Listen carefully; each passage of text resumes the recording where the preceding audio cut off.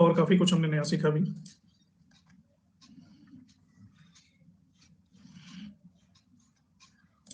आज हम उसके आगे बढ़ेंगे।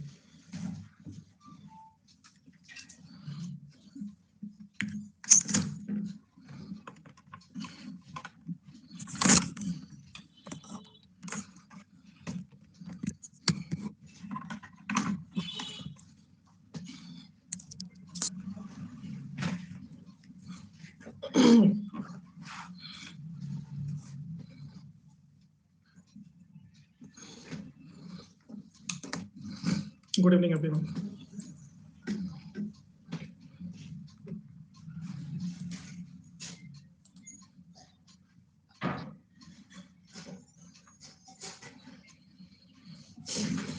Listening skill, speaking skill, writing skill और रीडिंग स्किल, ये सभी को समझ में आ गया होगा।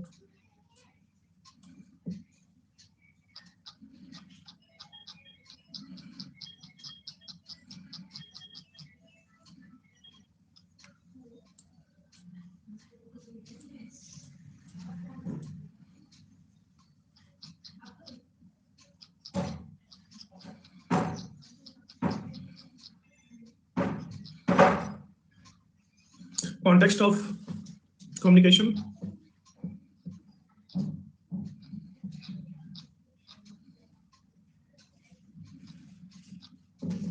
अब हम बात करेंगे संचार प्रणाली के तत्व।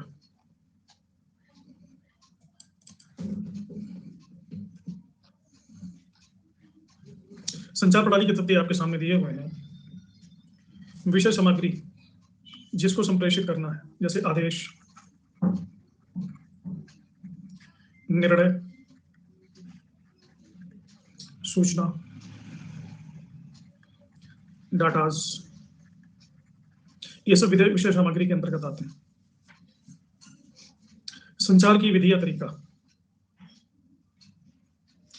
जैसे किस विधि के माध्यम से, राइटिंग में लिखना है, वर्ड्स में, या जेस्चर से, हाव भाव से। और संचार की प्रक्रिया, इसको हमने डिस्कस किया था कल की क्लास में। संचार की पूरी प्रक्रिया को, इसके मुख्यतः 5 अंग होते हैं। संदेश भेजने वाले को कहते हैं, क्या कहते हैं संदेश भेजने वाले को?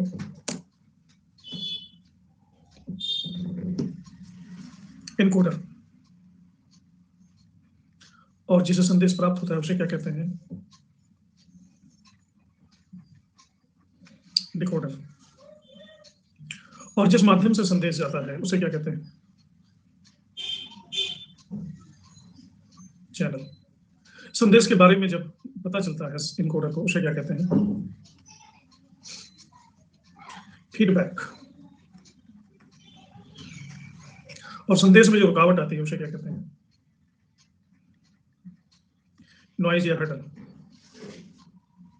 तो ये सारा जो विधान है, ये आता है संचार की प्रक्रिया के अंतर्गत। इसके बाद आता है टाइप्स ऑफ कम्युनिकेशन। संचार प्रणाली के प्रकार कितने होते हैं और कौन कौन से?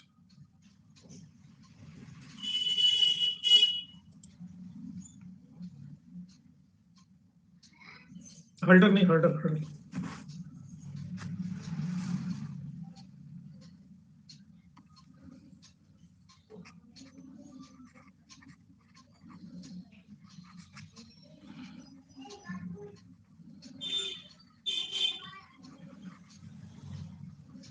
टाइप्स ऑफ कम्युनिकेशंस, तो ये भी कई प्रकार के होते हैं, जैसे on the basis of relationship elements, संबंधों के आधार पर कम्युनिकेशन के प्रकार। पहला होता है इम्पर्सनल कम्युनिकेशन।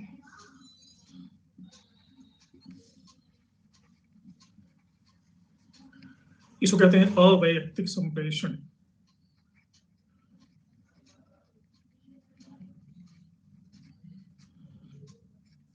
अवैयक्तिक यानी ये संप्रेषण दो व्यक्तियों में नहीं हो रहा है। ये संप्रेषण हो रहा है आत्मचिंतन के रूप में, आत्ममंथन के रूप में, आत्मचर्चा के रूप में, आत्मविचार के, स्वयं के भीतर हो रहा है। तो इसका परिणाम होता है आत्ममूल्यांकन। मनुष्य इसके आधार पर स्वयं का और दूसरों का मूल्यांकन करता है।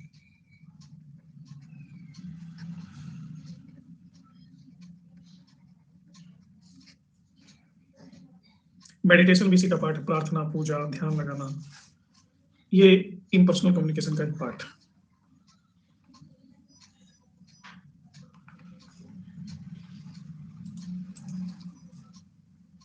जैसे कहते हैं कि oh God, oh no, oh shit, ये भी सब अंतर वैयक्तिक संप्रेषण के उदाहरण। जो कुछ भी हम मनन करते हैं, वाओ सो सैड, जीवन की योजनाएं बनाते हैं, तो ये हुआ इम्पर्सनल कम्युनिकेशन। इसके बाद आता है इंटरपर्सनल कम्युनिकेशन।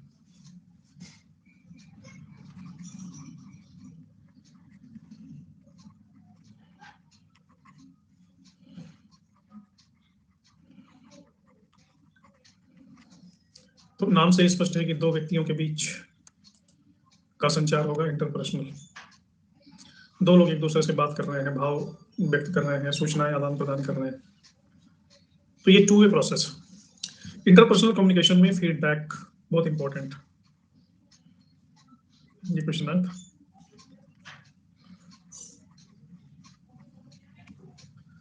इन्होंने इनसे कुछ कहा और ये फीडबैक देंगे, या इन्होंने इनसे कुछ कहा और ये फीडबैक देंगे। फीडबैक यहाँ पे बहुत इंपॉर्टेंट है। तो इंटरपर्सनल कम्युनिकेशन के उदाहरण क्या है? टेलीफोन पे बात करना, मेल करना, ईमेल करना, फेसबुक करना, व्हाट्सएप करना, चैटिंग, सिर हिलाना, चेहरे से हाव भाव पेश करना, हाथ हिलाना, आगे पीछे हटना, ये सब इसके अंतर्गत आते हैं। तीसरा है ग्रुप कम्युनिकेशन।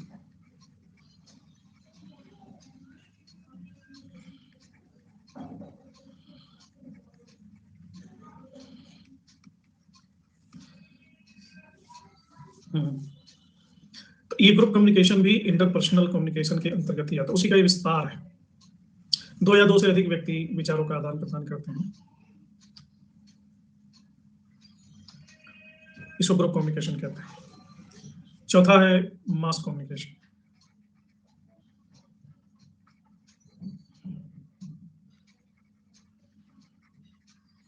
जन संप्रेषण, विशाल जनसंख्या के साथ कम्युनिकेशन, टीवी के माध्यम से, रेडियो के माध्यम से, यूट्यूब के माध्यम से, समाचार पत्र, टेलीविजन, सिनेमा, ये सब भी इसके माध्यम। इंटरपर्सनल हमेशा 1 to 1 होगा, एक व्यक्ति का दूसरे व्यक्ति से। एक का अगर एक से ज्यादा से होता है तो ये ग्रुप कम्युनिकेशन। हाँ, अकेडमी का मास कम्युनिकेशन। ठीक है, तो आइए कुछ प्रश्न सॉल्व करते हैं, फिर इसके आगे बात करेंगे। निम्नलिखित में से संप्रेषण किसके हस्तांतरण और समझने के संदर्भ में होता है? संप्रेषण से क्या ट्रांसफर होता है? विचार, अवधारणाएं, अर्थ या शब्द?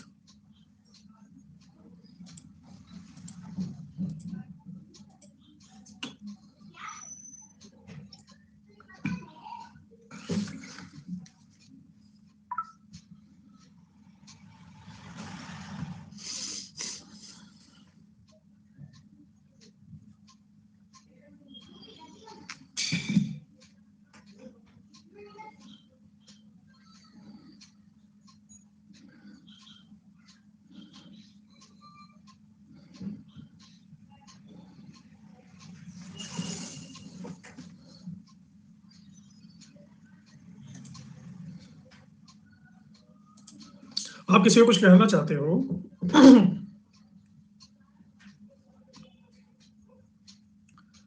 तो उसको क्या ट्रांसफर करना चाहते हो? जो आप कह रहे हैं उसकी मीनिंग उसको समझाना चाहते हो ना। विचार और अवधारणाएं तो इस मीनिंग के वाहन है।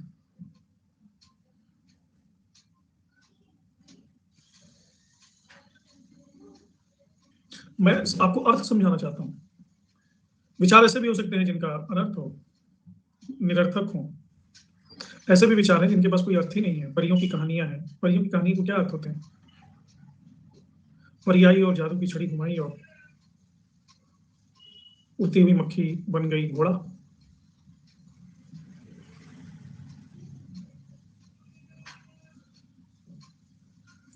विचार और अवधारणाएं अर्थ के वाहन है, अर्थ के माध्यम है और कुछ नहीं।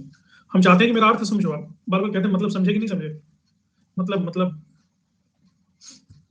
क्वेश्चन कह रहा है कि किसी चीज को हम किसी से बात कर रहे हैं तो हम क्या चाहते हैं कि हमारा क्या ट्रांसफर हो जाए, क्या चीज उसको समझ में आ जाए, हम जो कह रहे हैं उसका मीनिंग समझ में आ जाए। कभी कभी अर्थ का अनर्थ भी हो जाता है, कहना हम कुछ और चाहते हैं, वो समझ कुछ और लेता है, मनमुटाव हो जाता है उसके और हमारे माध्यम में, बातों में। किसी दूसरे से पता चलता है वो उसने ये समझ लिया, तभी तो 3 दिन से मुझसे बोल नहीं रहा है।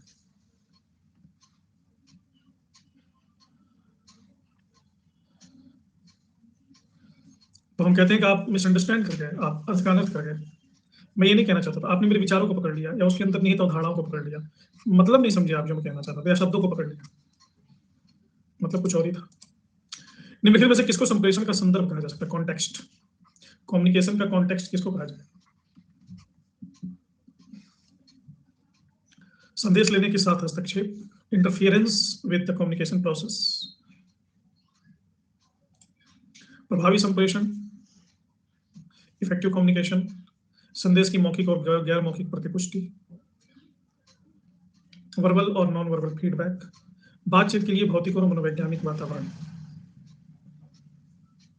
Physical and psychological atmosphere to talk और कन्वर्सेशन।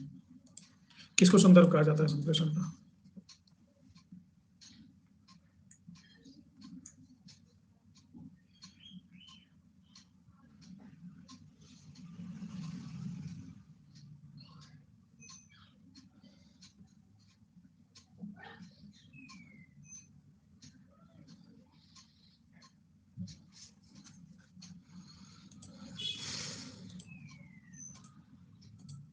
निम्नलिखित में से कौन सा बार्लो के संप्रेषण का रैखिक मॉडल है। SMRC, SMCR, SRMC, SRCM। Barlow का भी हम आगे पढ़ेंगे, लेकिन प्रश्न पहले ही आ गया है।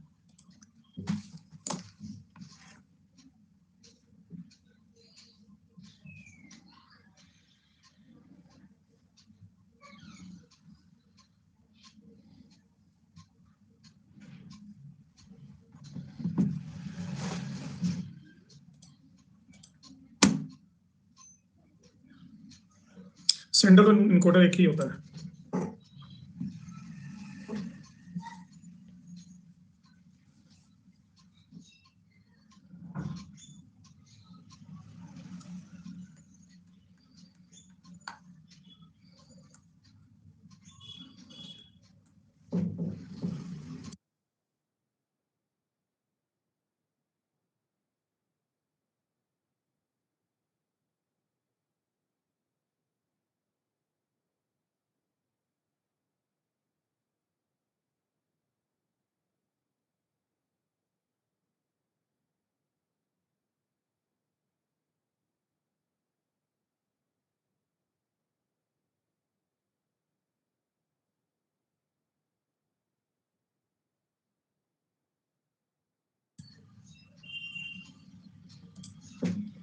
बार्लो के संप्रेषण का रैखिक मॉडल है SMCR।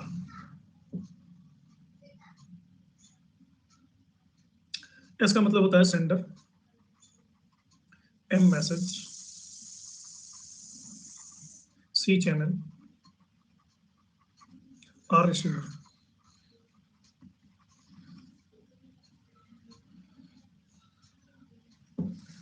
ये 1960 में बार्लो ने मॉडल दिया था, डेविड बार्लो ने।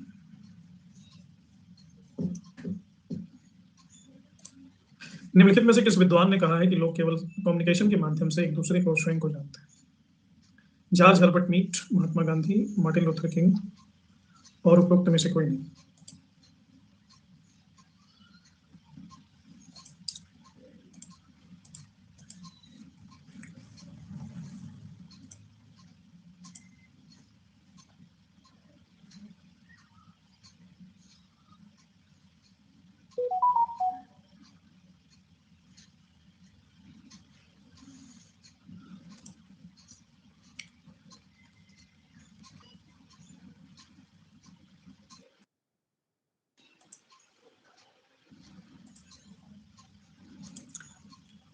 लोग केवल संप्रेषण के माध्यम से एक दूसरे को स्वयं को जानते हैं। एक दूसरे को संप्रेषण के माध्यम से जानते हैं, बात तो समझ में आती है। स्वयं को कैसे संप्रेषण के माध्यम से जानेंगे?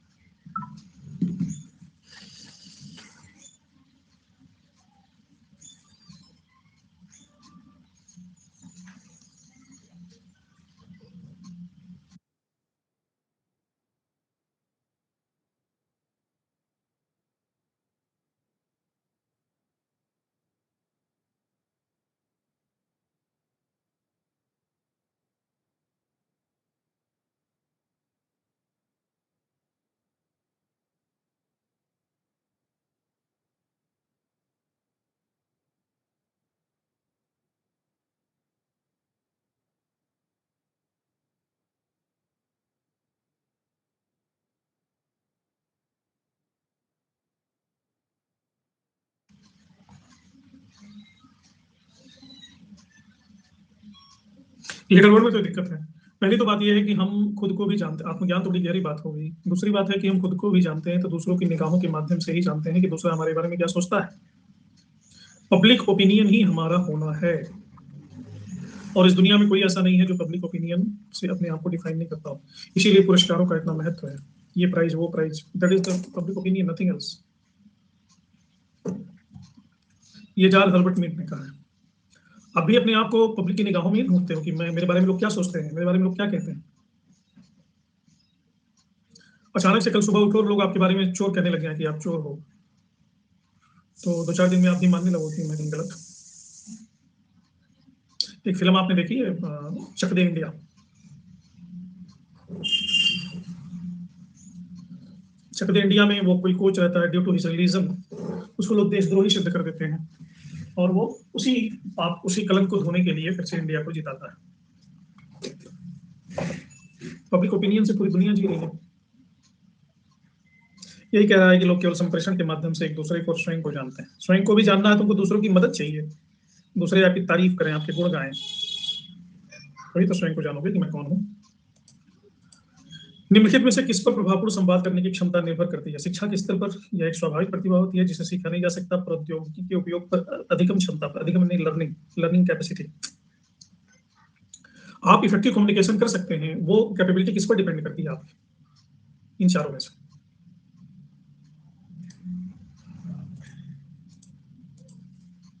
ऐसे ही प्रश्न आते हैं और गलत।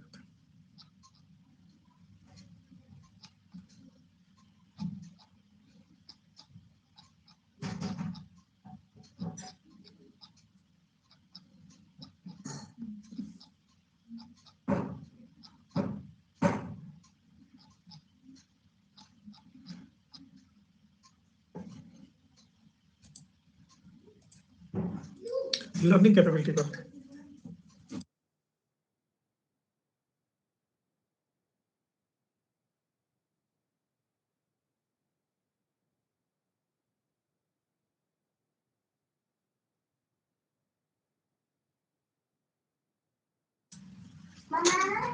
यदि यह मान लिया जाए कि संप्रेषण का कोई आरंभ या अंत नहीं है, तो इसे क्या कहा जाएगा? मध्यस्थता, प्रक्रिया, बातचीत और लेन देन का संव्यवहार यानी ट्रांजैक्शन। संप्रेषण इनमें से क्या है? कम्युनिकेशन इनमें से क्या है?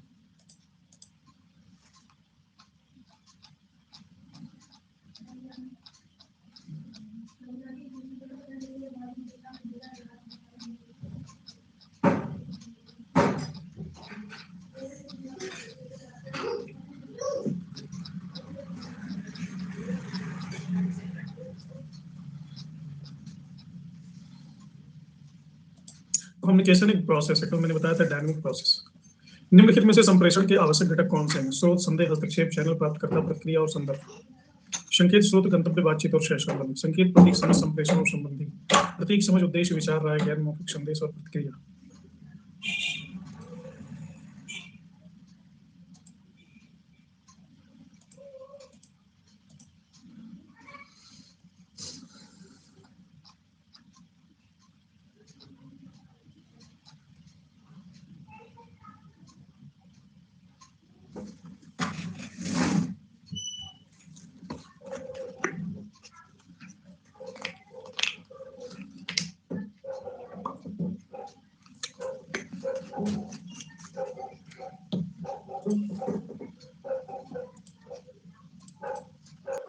कौन सा लक्षण मुख्यतः पारस्परिक संप्रेषण के संदर्भ में लागू होता है? Forgivable, forgettable, reversible, irreversible.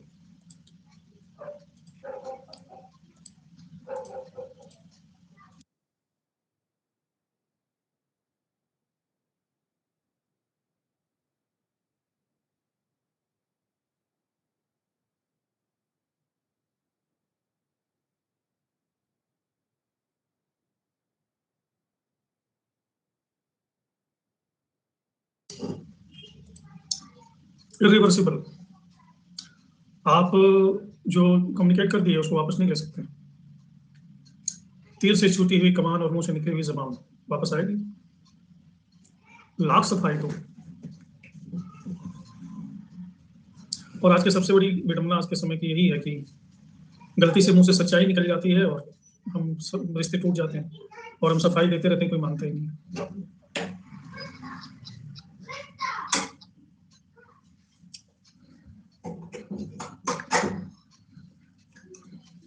इसलिए ज्यादा नहीं बोलना चाहिए, अप्रिय नहीं बोलना चाहिए। सत्यम ब्रयात प्रियम ब्रयात, न ब्रयात सत्यम अप्रियम। सच्चाई का फायदा उठा करके लोग अपनी भड़ास निकालते हैं। सच्चाई का फायदा उठा के अपनी भड़ास नहीं निकालना चाहिए, क्योंकि you never know the other side story. जैसे आप बात कर रहे हो, जिस चीज के लिए आप उसके ऊपर हंस रहे हो, वो आप नहीं जानते वो बेचारा किस स्टोरी से वो उस सिचुएशन में आया है। अगर आप भी उसकी जगह होते तो आप भी वहीं खड़े होते। अगले के साथ कौन सी मजबूरी है? एक मूवी आपने देखी होगी, थ्री इडियट्स। थ्री इडियट्स में रणछोड़ दास चांचक की स्टोरी क्या थी? लोग उसको क्या समझते रहे? इंजीनियरिंग करता रहा, और ना उसका सर्टिफिकेट, ना वो अमीर बाप का बेटा, ना उसको सर्टिफिकेट की चाह थी। तो उसको सभी ने मिसअंडरस्टूड किया, उसके दोस्तों ने भी, उसके गर्लफ्रेंड ने भी। गर्लफ्रेंड मिलती है उसे लद्दाख में तो पहला ही एक छापा मार के खींच के। इसलिए किसी से भी कम्युनिकेट कीजिए तो उसकी स्थिति के लिए उसको जिम्मेदार मत ठहराइए, क्योंकि उसकी स्थिति के लिए वो जिम्मेदार नहीं। बहुत सारे संजोग हैं। वो चीज आप अनुभव तभी कर पाओगे जब आप उसकी जगह रहोगे, जो कि आप नहीं हो। और जितने लोग हैं उनके पास उतनी ही मजबूरियां, उतनी ही प्रॉब्लम्स। एक बेचारा मेरे अंडर में पीएचडी करता था लड़का, तो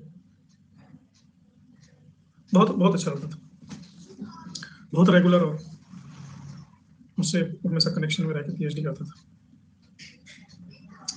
तो गाइड से मिलने आता होता है, वो मुझसे मिलने आता था कैथल से, हरियाणा में, पता नहीं किस जगह से था, काफी दूर से था।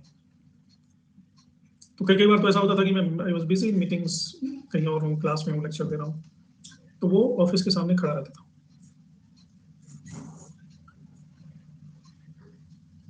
एक दिन उसका फोन आया कि सर मैं डी रजिस्टर कराना चाहता हूँ।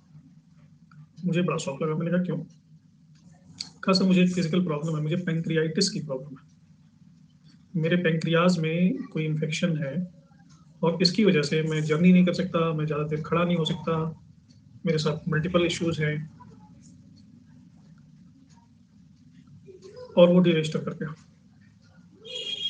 फिर मुझे पता चला कि मेरे साथ अनजाने में, जो कि मैं नहीं जानता था, कितनी बड़ी गलती है, वो कोई जरूरी नहीं थी उतनी दूर से मेरे पास 200 किलोमीटर की यात्रा करके आए। ये काम ऑनलाइन भी हो सकता था, तो हमसे बता देता गूगल मीट के थ्रू कि सर इतना काम हुआ है, व्हाट्सएप या मेल से अपनी थीसिस भेज देता, मैं उसको चेक कर लेता ऑनलाइन। फिर मुझे बहुत पश्चाताप था, मैंने उसको फोन करके sorry, he was in hospital Chandigarh, और मैंने उसको फोन करके उसको सॉरी बोला कि तुमने बताया क्यों नहीं कि तुम्हारे साथ ये प्रॉब्लम, कितने कितने घंटे खड़े रहते थे, मेरी वेट करते थे। कहा सर अब अपनी प्रॉब्लम क्या बताएं सबसे, किसी से भी, कोई ऐसी बात तो थी नहीं कि बड़ी अच्छी बात थी, इसलिए मैंने आपको नहीं बताया। किसी से भी आप सच्चाई के नाम पे उसका मजाक मत उड़ाइए, कभी भी नहीं।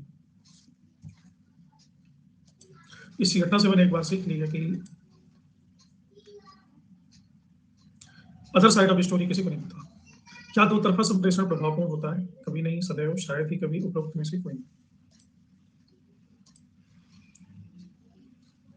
डी रजिस्टर का मतलब होता है पीएचडी बीच में ही छोड़ देना।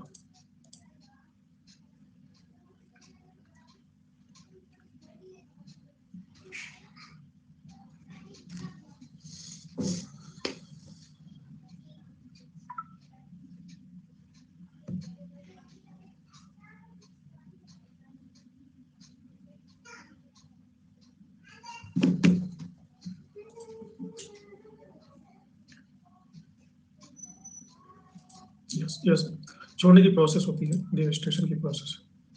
एक संदेश को किन परिस्थितियों में प्रभावी समझा जा सकता है? अच्छे संप्रेषण कौशल का उपयोग करने में।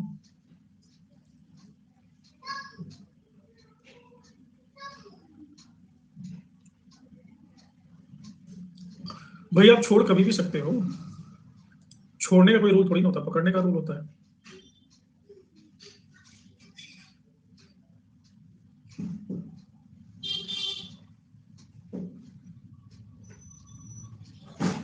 दो तरफा संप्रेषण तभी प्रभावपूर्ण होगा जब उसमें फीडबैक होगा, फीडबैक तो चलेगा ही, नो डाउट।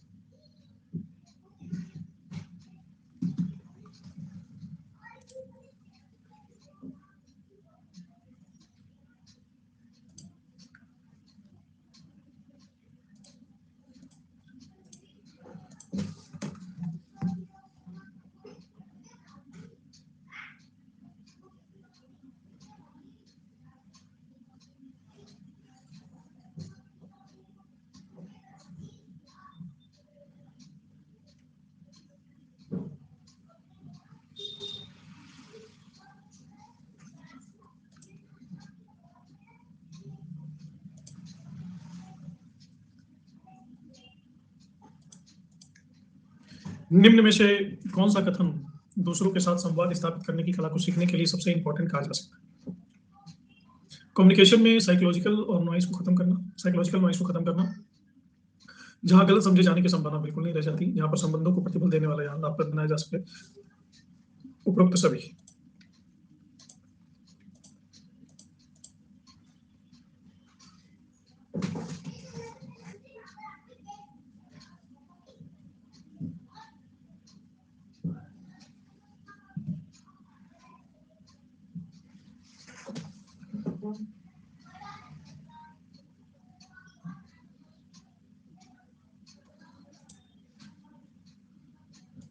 तुम्हारा क्वेश्चन समझ में नहीं आया सर, गिडे पर कोई प्रभाव भी पड़ता है? गिडे क्या होता है?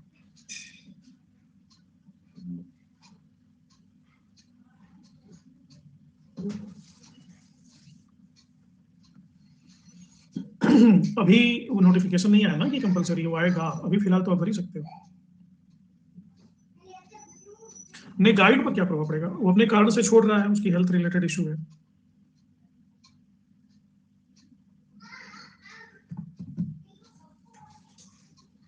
गाइड पे कोई प्रभाव नहीं पड़ता है। गाइड के साथ तो अच्छी बात होती है, उसका वर्कलोड कम हो जाता है।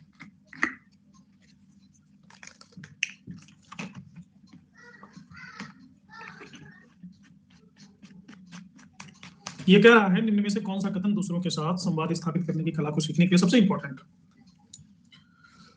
कोई उनसे नहीं जी, कोई प्रभाव नहीं पड़ता। प्रमोशन में भी कोई जरूरी नहीं है। प्रमोशन के लिए पीएचडी आपका होना जरूरी है, आपके अंडर में पीएचडी कितने किए हैं वो उतना जरूरी नहीं, आप खुद पीएचडी हो कि नहीं वो जरूरी है। तो ये कह रहा है कि कला, कम्युनिकेशन स्किल सीखने के लिए सबसे इंपॉर्टेंट क्या है? कम्युनिकेशन में साइकोलॉजिकल नॉइस को खत्म करना, ये इंपॉर्टेंट है लेकिन सबसे इंपॉर्टेंट नहीं। गलत समझे जाने की संभावना बिल्कुल नहीं रहती है, मतलब कम्युनिकेशन आप कर रहे हो तो आप बिल्कुल क्लियर बात करो, तो ये कला नहीं है। जहां पर संबंधों को प्रतिबल देने वाला या लाभप्रद बनाया जा सके, कम्युनिकेशन ऐसा होना चाहिए जिससे आपके रिश्ते मजबूत हों। ऐसा नहीं है किसी को बोल दिया कि कुछ भी बोल दिया।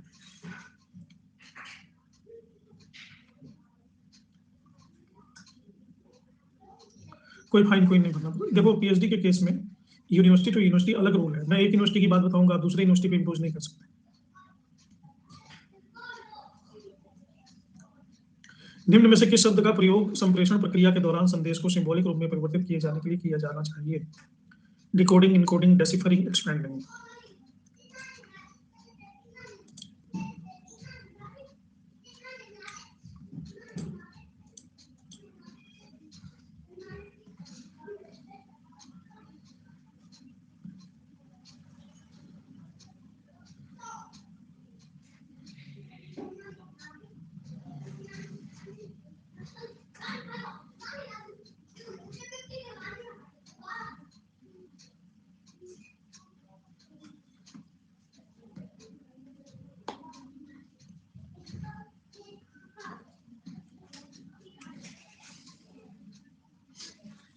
गाइड का काम है गाइड करना, गाइड रिसर्च नहीं करेगा, रिसर्च को गाइड करेगा, और गाइड को कोई काम नहीं करना होता। बिल्कुल नालायक स्टूडेंट हो तो अलग विषय है, और गाइड उसका दामाद हो तो खुद ही थीसिस लिखेगा। मैं तो जी कोई काम नहीं करता।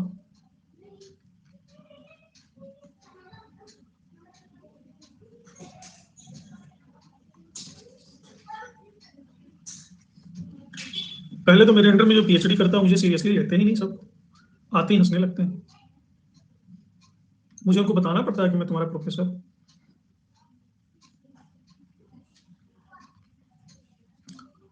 चलिए अब आगे करते हैं। अब हम बात करेंगे communication types on basis of channel.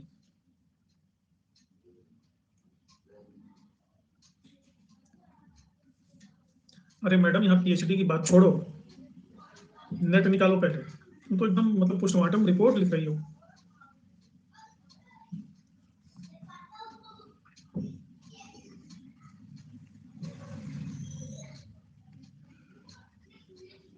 Guide को क्या करना पड़ता है इससे तुम्हारा क्या लेना देना? तो जिनके अंडर में कर रही हो उनसे पूछो ना। हो सकता है आपकी यूनिवर्सिटी में अलग रूल हो, मेरा रूल मत अप्लाई करो।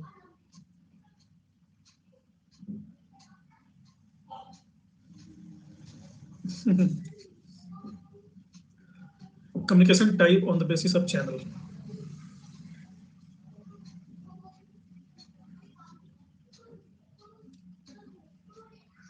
पहला होता है वर्बल कम्युनिकेशन, और दूसरा होता है ओरल। ये तो सभी करते रहते हैं। अब लेंगे हमें का क्या मतलब है? तुम आ जाओगी तो मैं तुमको इनकार कर दूंगा, कहूंगा नहीं लूंगा। ऐसा तुम करने दोगी?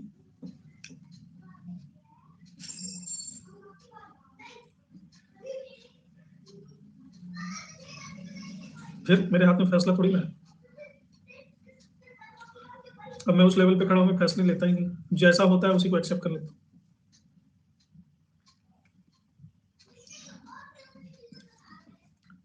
वर्बल कम्युनिकेशन के फर्दर दो पार्ट होते हैं। एक होता है मौखिक, और दूसरा होता है लिखित।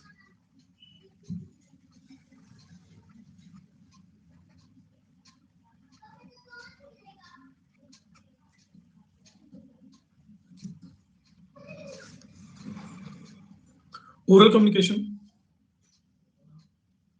ये कई तरीके से, मुंह से बोलना ही नहीं, और उसमें कई विषयों का ध्यान रखा जाता है। जब भी आप ओरल कम्युनिकेशन करते हैं तो बहुत सारी चीजें हैं जिनके लिए आपको अलर्ट रहना पड़ता है, जैसे volume and pitch of A sound.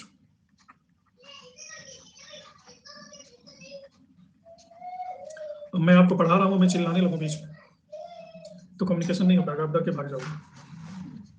और पिच का मतलब होता है स्पीड। अब मैं आपको बोले स्टडी में क्या मतलब निम्नतक आजकल निम्नतक हो गया, तो पता है अच्छी असली जानकारी जैसे मुझसे तो नहीं मतलब किसी ने समझ नहीं, ये पिच बढ़ गया। तो इसे को समझोगे नहीं बोल क्या रहे हैं गुरुजी? शिक्षक की आवाज सही, भाषा की जानकारी सही, ध्वनि मात्रा सही, डेसिबल सही होना चाहिए, रेट। दूसरा है आवाज लयबद्ध होना चाहिए, क्लैरिटी होना चाहिए प्रोनाउंसिएशन में। क्लियर बात करें, clarity not in the sense of language, clarity in the sense of meaning also.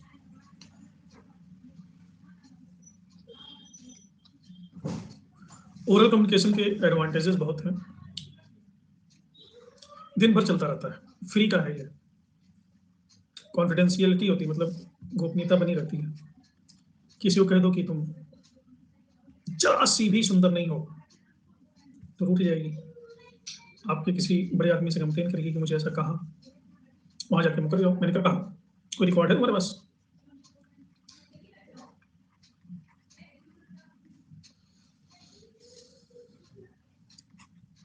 पूजा पंडितों से सफल नहीं होती, पूजा आपके भाव से सफल होती है। एक शब्द जबान से ना बोली जाए, भाव में पवित्रता हो तो पूजा सफल है। और बिल्कुल शुद्ध शुद्ध ऋग्वेद को बांच दो, भाव नहीं है तो पूजा असफल है।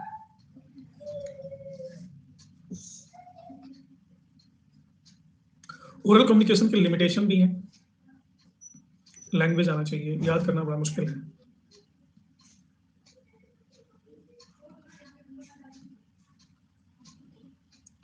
अब ये सब बताने की जरूरत नहीं, रिटन कम्युनिकेशन क्या होता है, उसके क्या लिमिटेशंस हैं, नॉन वर्बल कम्युनिकेशन क्या होता है। नॉन वर्बल कम्युनिकेशन होता है action speaks louder than words, करनी कथनी से अधिक बलवान होती है। तो इसमें शारीरिक मुद्रा, मुख मुद्राएं, आंखों का संपर्क, टच, वाणी संकेत, ये सब नॉन वर्बल में आते हैं।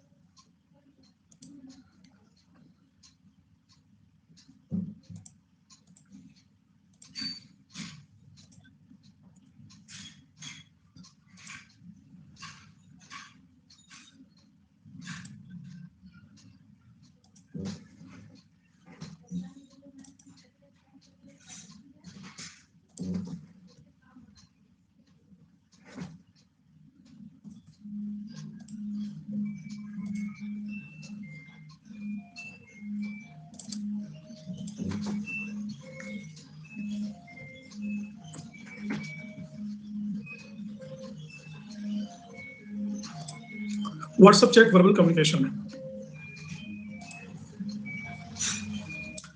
अल्टीमेटली उसमें भाषा का प्रयोग तो हो रहा है ना।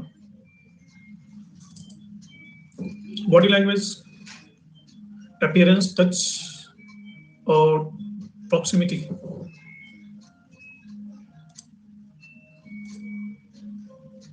सॉरी प्रोमिमिटी, इससे सामने वाले व्यक्ति से हमारा संबंध प्रकट होता है। ये तीनों शब्द गैर मौखिक संप्रेषण के विभिन्न आयाम हैं, काइनेटिक्स, मेटा कम्युनिकेशन और पैरालिंग्विस्टिक्स। ये क्या होता है? काइनेटिक्स का मतलब है आपके शारीरिक गतिविधियों का अध्ययन।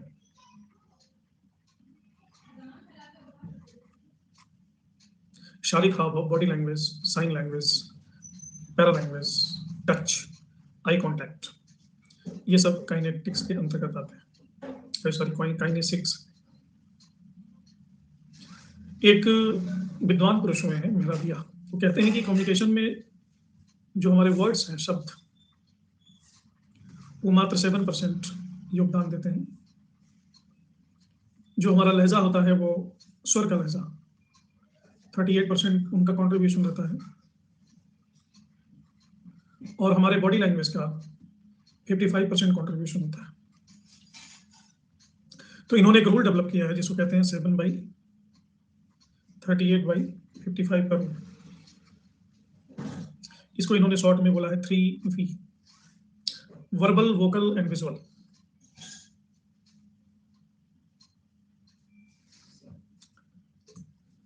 इंटरव्यू में जब आप जाते हो तो बड़े ही अप टू डेट टाई टुई लगा के जाते हो, कोट सूट बूट पॉलिश, नहा के, चमेली का तेल लगा के। और नॉर्मली आप कुछ भी बोलते हो, इंटरव्यू में बड़ा ही अंग्रेजी बोलते हो और तत्परता दिखाते हो, तत्परता, सीधे बैठते हो, तन के, मुस्कुराते रहते हो। क्यों? इस 3V के रूल के कारण। मेहराबियां,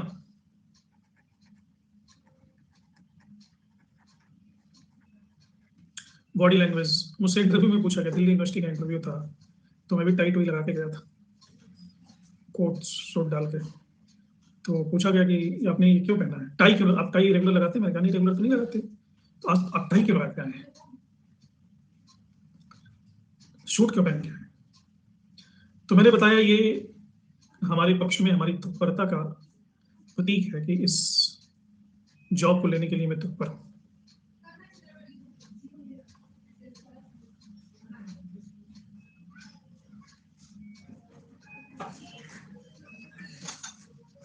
और मैं तैयार हूं, और just to give the importance to the occasion.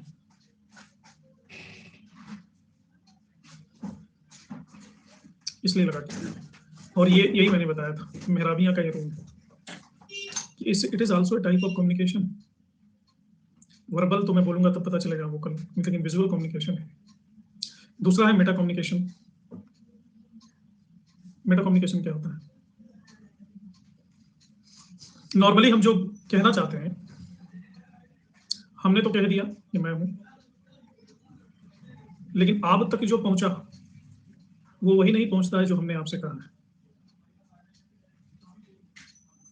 हमने कह दिया, लेकिन आपने इसको, कोई जरूरी नहीं है कि वैसा ही ग्रहण किया जैसा कि वो है।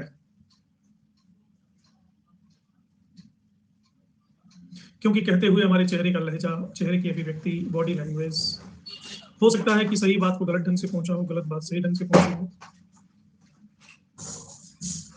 अच्छे ढंग से भी पहुंच सकता है, बुरे ढंग से भी ये चीजें पहुंच सकती हैं। ऐसी स्थिति को समझने को कहते हैं मेटा कम्युनिकेशन। यानी एक तो है कि जो जबान से हम कह रहे हैं, और एक जो है जो हम हैं बीनीथ द सरफेस जो चल रहा है, अंतर्निहित परिभाषा है विभाग। और कोई ये नहीं सुनता कि आप क्या कह रहे हो, कोई ये देखता है कि आप क्या हो। अगर आप अपने जीवन में एक सफल व्यक्ति हैं तो आप जो कुछ भी कहेंगे उस चीज का महत्व कुछ और होगा।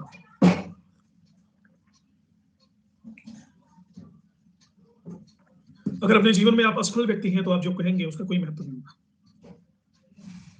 तो कहना महत्वपूर्ण नहीं है, आपका होना महत्वपूर्ण है। पर्दे के पीछे जो सच्चाई है उसी सच्चाई को कहा गया है मेटा। इसीलिए तो पद प्रतिष्ठा के लिए लोग इतने व्याकुल हैं, इतने पागल हैं। तीसरा है पैरालिंग्विस्टिक्स। पैरालिंग्विस्टिक है भाषा का अध्ययन, कि कहने वाले का टोन कैसा है और कहने वाले के शब्द कैसे हैं, वर्ड। इसका जो शाखा अध्ययन करती है इसे कहते हैं पैरालिंग्विस्टिक। जब आप कुछ कहने जाते हैं तो खुद के बारे में काफी कुछ कह जाते हैं, जिसका अक्षर आपके कहे हुए शब्दों से कोई लेना देना नहीं है। पैरालिंग्विस्टिक उन चीजों का अध्ययन करता है जो जाहिर हुई हैं अनइंटेंशनली, लेकिन कही नहीं गई हैं।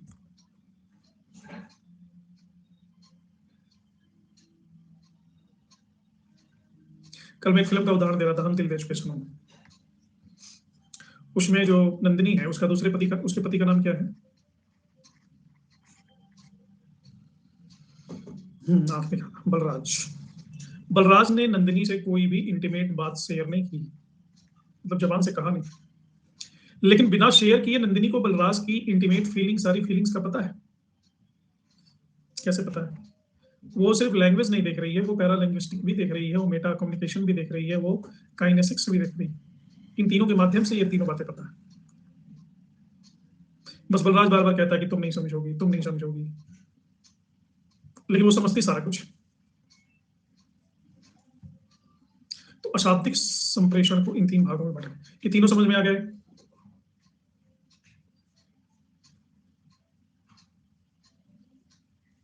कोई ऐसा भी है जिसे समझ में नहीं आया?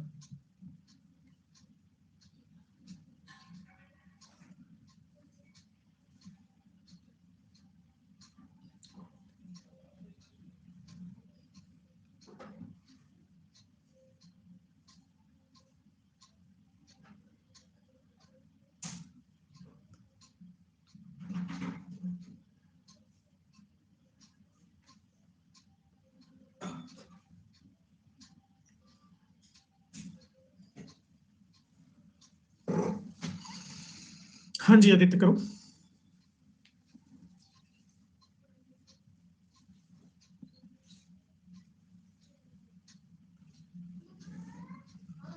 तुम्हारे मेटा के समय नेटा चला गया था।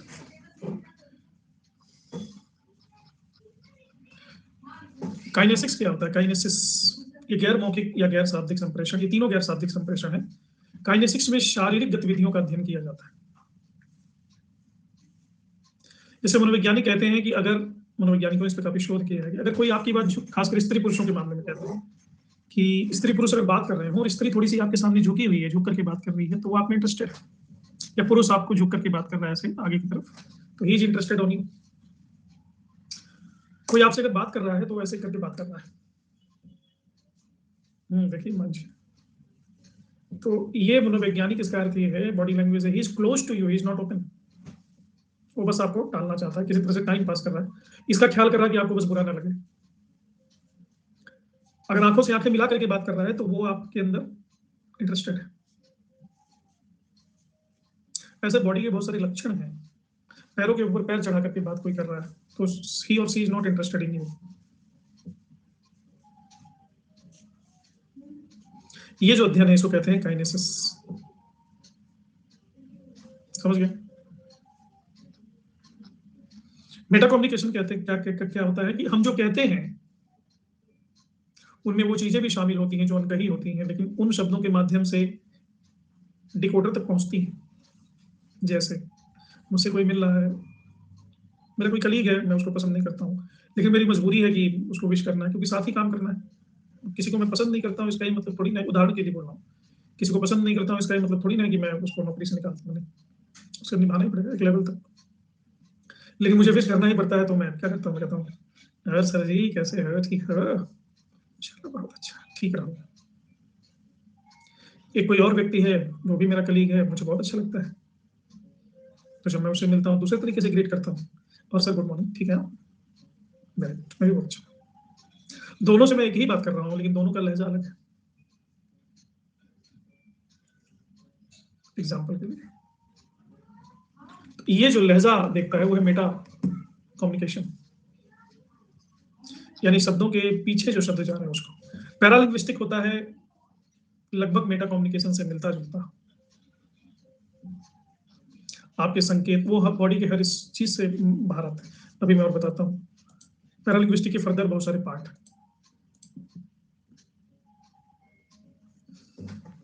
हेलो नमस्ते सर। हेलो नमस्ते सर। नमस्कार सर मेरी आवाज़ आ रही है आपको? हाँ बिल्कुल आ रही है। सर मेरा जो क्वेश्चन है सर, आपने अभी सर जो काइनेसिस के बारे में समझाया है सर इस संदर्भ में सर हाँ सर थोड़ा अन्य टाइप का है सर। हाँ कोई बात नहीं। सर आपने इसमें बताया था कि सर जो मनुष्य की सर जो बॉडी लैंग्वेज होती है यानी कि सर शारीरिक उसका सर जो हाव भाव होता है उससे सर मतलब पता किया जाता है कि उस समय उस मनुष्य का बात करने का इंटेंस क्या है। सर मेरा इस संदर्भ में क्वेश्चन है सर, जो एक पॉलीग्राफ की सर एक टेक्निक होती है, प्रक्रिया जिसे सर लाई डिटेक्टर टेस्ट भी कहते हैं सर। सर इसके अंदर होता है कि सर किसी मनुष्य का सर जो झूठ है सर उसे एक मशीन के माध्यम से पकड़ा जाता है सर। तो सर जो सर खुफिया एजेंसी होती है सर विश्व की अलग अलग, जैसे जैसे रो है या सर जैसे अन्य देशों की सर खुफिया एजेंसी होती है, उनमें सर जब किसी सर ऐसे सर दुश्मन राष्ट्र के सर एजेंट को पकड़ा जाता है तो सर उसमें सर उस केस में सर इस तकनीक का इस्तेमाल किया जाता है कि सर वो व्यक्ति सच कह रहा है या झूठ कह रहा है। और सर इस तकनीक का सर एक रूल ये होता है कि सर जब कोई व्यक्ति सर जिस पर सर लाई डिटेक्टर टेस्ट किया जाता है और उस समय सर वो व्यक्ति कोई ऐसे माध्यम से सर अपने शरीर को पेन दे तो सर वो उसका झूठ सर जो वो कहना चाहता है सर वो मशीन के अंदर पकड़ में नहीं आता है सर। जैसे सर एक बॉलीवुड की फिल्म आई थी रोमियो अकबर वॉल्टर, उसमें भी सर जॉन अब्राहम पे सर ये मतलब सर टेस्ट हुआ था तो सर उनका भी सर झूठ पकड़ा नहीं गया था क्योंकि सर वो जिस कुर्सी पे बैठे थे सर उसमें सर एक कील थी सर, वो क्या करते हैं अपने पैर को पीछे की तरफ कर लेते हैं ताकि उनकी सर जो कील होती है सर उनके पैर में सर चली जाती है। उसके माध्यम से सर क्या होता है वो पाकिस्तान का सर जो रक्षा बेस होता है सर वो उनके झूठ को पकड़ नहीं पाता है। सर मेरा इस संदर्भ में क्वेश्चन है कि सर ये जो पॉलीग्राफ टेस्ट होता है सर इसके अंदर सर जब किसी एजेंट का या सर किसी ऐसे व्यक्ति का सर परीक्षण किया जाता है कि वो सच कह रहा है झूठ कह रहा है अपने भूत के क्रियाकलापों के बारे में, सर ये जो पूरी क्रिया है सर ये पॉलीग्राफ की सर ये काइनेसिस का ही पार्ट है या सर उससे आगे का पार्ट है या सर दोनों के मध्यस्थ का पार्ट है, यानी कि सर शारीरिक और मानसिक दोनों भावों का? सर इस बारे में बताएं प्लीज। ठीक है जी, थैंक यू सर। ओके। पहली तो बात यह है कि लाई डिटेक्टर एक मशीन है, मशीन के पास एहसास नहीं होता, मशीन के पास एहसास नहीं होता कि होता है, नहीं होता। जो काइनेसिस की बात है वो एहसास की बात है, फीलिंग की बात है, ऑब्जर्व करने की बात है। वो ऑब्जर्व करने की क्षमता मशीन के अंदर नहीं है। तो लाई डिटेक्टर टेस्ट में मशीन क्या करता है, मशीन आपके अंदर क्या क्या हरकतें चेंज हो रही हैं उस हरकतों के परिवर्तन पे नजर रखता है। जैसे हार्ट बीट, कभी भी कोई झूठ बोलेगा तो उसकी हार्ट बीट तत्काल बदल जाएगी, कभी भी कोई झूठ बोलेगा तो उसकी पल्स रेट तत्काल बदल जाएगी, बढ़ जाएगी, ठीक है ना। कभी भी तो ये बेसिकली लाई डिटेक्टर बहुत ही प्रिमिटिव मॉडल है चेक करने का। शुरू शुरू में वो हार्ट बीट और पल्स रेट पर ही निगाह रखता है कि उसमें परिवर्तन क्या है। अब लाई डिटेक्टर में फीड है कि अगर मान लो 72 तक है या 80 तक है तो इसको नॉर्मल मानना पल्स रेट, अचानक से 80 प्लस चला गया या अचानक से 90 प्लस चला गया या अचानक से 100 प्लस चला गया, ये झूठ की कैटेगरी में आता है। तो फिर वो रेड बत्ती जला देता है कि झूठ बोलना झूठ, लेकिन लाई डिटेक्टर भी फेल हो जाता है। ऐसी सच्ची घटना है कि रशिया में निजिंस्की नाम का प्लेयर हुआ है, निजिंस्की नाम उसका, तो वो जीसस का रोल करता था नाटक में। उसने जिंदगी में लगभग हजारों नाटक किए, 25-30 हजार स्टेज शोज किए उसने अपने लाइफ में, एक एक दिन में 10-10 15-15 भी कर लेता था। धीरे धीरे धीरे धीरे वो जीसस का रोल करता था, जीसस क्राइस्ट। धीरे धीरे धीरे धीरे वो उस किरदार में इतना ढल गया कि अपने आप को मानने लगा कि वो जीसस क्राइस्ट ही है। उसी भंगिमा में बोलता था, मैं परमात्मा का पुत्र हूँ, मैं सन ऑफ गॉड हूँ, मेरे परमात्मा के राज्य में तुम लोग को ये मिलेगा वो मिलेगा, मैं एक भेड़िया हूँ।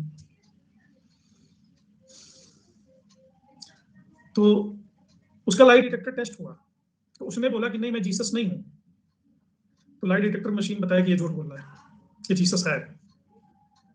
तो यहाँ लाई डिटेक्टर भी धोखा खा गया, क्योंकि वो अपने आप को मान चुका था। एक हमारे कुछ दिनों पहले शोर मचा था, मीडिया में काफी था, कोई आईपीएस ऑफिसर थे, वो अपने आप को राधा जी मानते थे, राधा की तरह श्रृंगार भी करने लगे थे। उनका नाम पता नहीं, मुझे याद नहीं आ रहा है। वो बड़ा आश्चर्य का विषय था। उनका भी लाई डिटेक्टर टेस्ट हुआ, उन्होंने कहा कि मैं राधा हूं, और वो मशीन कह रहा है कि हाँ ये सही बोल रहा है। बहुत सारे आईपीएस अचानक से राधा बन जाते हैं, समझ गए? तो लाई डिटेक्टर बस आपके बॉडी के पल्स रेट और केमिकल चेंजेस पे निगाह रखता है। Kinesis is something different. Kinesis है गतिविधि, शारीरिक बॉडी लैंग्वेज का अध्ययन। बॉडी लैंग्वेज, संकेत, para language, touch, eye contact. अच्छा, ये चीजें ऐसी है ना जो जिसके लिए आप डिसाइड नहीं करते होते, ये चीजें स्पॉन्टेनियस होती हैं। हम क्या बोलेंगे हम डिसाइड कर सकते हैं, कैसे बोलेंगे ये स्पॉन्टेनियस होता है। वो हमारे अंदर की फीलिंग पर ही निर्भर करता है कैसे बोलेंगे। जैसे मैं पढ़ा रहा हूं तो मैं पूरा भाव भंगिमा के साथ आपको पढ़ा रहा हूं, मैं इसको रोबोटिक भी पढ़ा सकता हूँ। काइनेसिस एक गैर मौखिक और गैर शाब्दिक संप्रेषण का एक रूप माना जा सकता है। इसको संप्रेषण के संदर्भ में शारीरिक गतिविधियों के अध्ययन के रूप में परिभाषित किया गया है। उदाहरण के लिए शारीरिक हाव भाव, संकेत बोली, शम भाषा, स्पर्श, नेत्र संपर्क, सरल भाषा में शरीर की भाषा की व्याख्या है। इसी के साथ आज के समाचार समाप्त हुए। नमस्कार। जैसे पुराने जमाने में दूरदर्शन पे न्यूज आता था,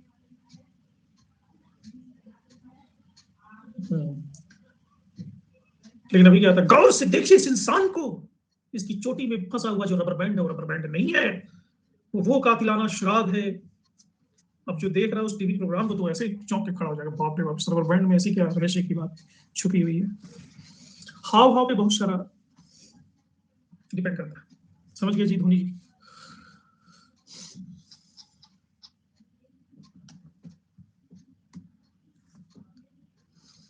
तो इसके भी कुछ प्रकार हैं, जैसे ये है ओक्यूलेसिस, कम्युनिकेशन में पलकों का प्रयोग करना, नेत्रों का। अब ये मनोवैज्ञानिक कहते हैं कि अगर नजर में नजर मिला के बात कर रहे हो तो तुम्हारी बातों में सच्चाई है, आत्मविश्वास है तुम्हारे अंदर। नजर चुरा के बात कर रहे हो तो कोई गड़बड़ है। प्रोक्सेमिक्स, प्रोक्सेमिक्स होता है कि किसी के साथ निकटता कितनी है। जैसे प्राइम मिनिस्टर के बगल वाली कुर्सी पे कोई बैठा हो तो वो ज्यादा इंपॉर्टेंट है, क्योंकि प्राइम मिनिस्टर सबसे इंपॉर्टेंट है। ये अलग बात है, कहते हैं कि मैं जनता का सेवक हूँ, लेकिन है तो राजा। हैप्टिक्स, स्पर्श करना।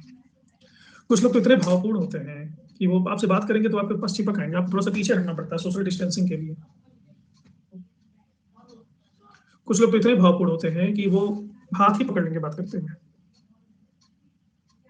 बिना छुए तो बात ही नहीं कर सकते, दो चार जगह पहुंच रहेंगे, आंखें बचानी पड़ती, कहीं अंधा न करके यहाँ से भेजें आज शाम। कुछ लोग पीठ बिना थपथपाए उनका मजाक ही नहीं होता, मजाक करेंगे तो हा हा हा पीठ के दो चार धौल लगा दिया। इसको कहते हैं हैप्टिक्स। मुझे हैप्टिक्स लोगों से बड़ी हैप्टिक्स होती है, इस लोगों में बिल्कुल लाइक नहीं करता, छूते छाते रहते हैं। और एक तो मेरे साथ ही मुझे गुदगुदाहट भी देता है, मुझे गुदगुदी से बड़ी नफरत है। और कोरोना ने कम से कम इस हैप्टिक्स पे कंट्रोल करने की कोशिश की है। ओजिटीज, संप्रेषण में किसी किसी वस्तु को इंगित करते रहना। वो देखो दूर तारा दिख रहा है, तो वो लोग नहीं दिख रहा है। कैसे दिखेगा? रात में दिखेगा ना, दिन में कैसे दिखेगा? तो तुम कहोगे तुम्हें तो दिखा रहे थे कि तारा दिख रहा है, तुम्हें देख लिया। कहा मैं तो चलो बेवकूफ था, तुम तो समझदार थे। बिना किसी को इंगित किए उनकी बात नहीं होगी।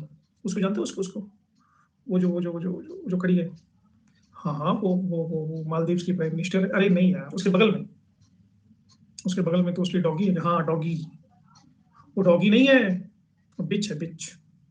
अच्छा बिच है, मैं तो समझा था डॉगी। इतना इंगित कर देंगे कि कहना पड़ता है कि ज्यादा इशारे करके बात ना करो।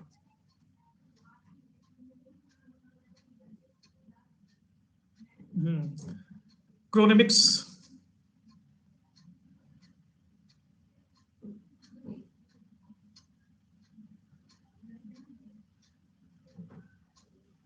ये कुछ स्पेलिंग मिस्टेक है। मतलब बातचीत में समय का प्रयोग करना, क्रोनोलॉजी का प्रयोग करना। 3 साल पहले की बात है, 3 साल पहले की बात है, मेरे सर पे बाल नहीं हुआ करते थे, तो मैंने आइसक्रीम खाने के साथ साथ उसके साथ जो कोन मिलता है उसको छोड़ दिया खाना, बस उसमें का मलाई खा लेता था। फिर मेरे सर पे बाल आए। और 2 साल पहले तुम्हारी बुआ के जो लड़के थे उनको मैंने कहा था ऐसा करो, और पिछले ही साल मेरी बुआ के लड़के के सारे बाल झड़ गए। और अभी 3 मिनट पहले, जैसे वो फिल्म आपने देखा होगा, मतलब बिना टाइम के जिक्र की बात नहीं कर सकते। अग्निपथ वाला, अग्निपथ का डाला है ना, ये 5वां घंटा चालू है।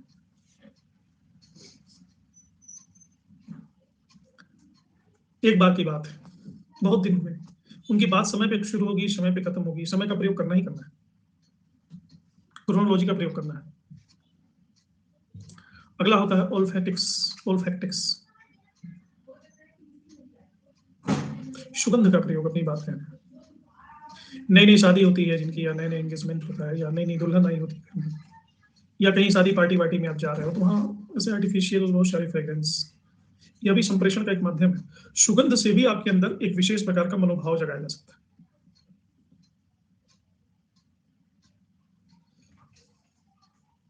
एक अजीब सी सुगंध में अजीब सी मनोदशा हो जाती है। जैसे चंदन का सुगंध है, चंदन का सुगंध आपको मिले तो आपका मन शांत हो जाए। कोई चार्ली और कोबरा लगा के आ गया हो तो मन और विचलित हो जाएगा।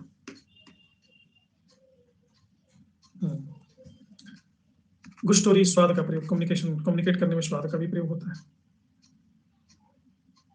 ये तुम्हारी बनाई हुई रेसिपी खा करके मुझे मेरी दादी की याद आ गई। 40 साल पहले मैं उनके हाथ की बनी हुई सब्जी खाता था।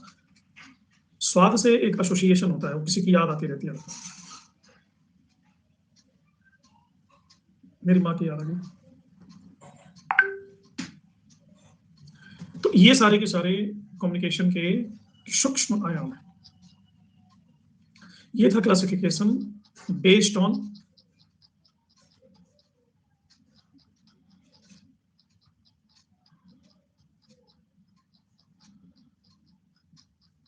What, basis of channels. Sir अभी वर्तमान में तमाम टीवी के डीओ एक विज्ञापन इस, हाँ वेरी गुड, वो इसी के है उदाहरण। कढ़ी बना रही, कढ़ी तो मेरा फेवरेट। टाइम इज ओवर, तो चलिए बाकी हम कल कर लेंगे। ये तो अभी 4 क्लासेस हैं कम्युनिकेशन की, और ये आपका फाइनल लेटर बोर्ड। और हाँ, हिस्ट्री की क्लास आप लोग छोड़िए मत। शुभानी फर्स्ट, सृष्टि सेकंड, कौशल थर्ड, शानवी, हर्षित, हरिओम, महेश, कृष्णा, मिन्नी और संजय।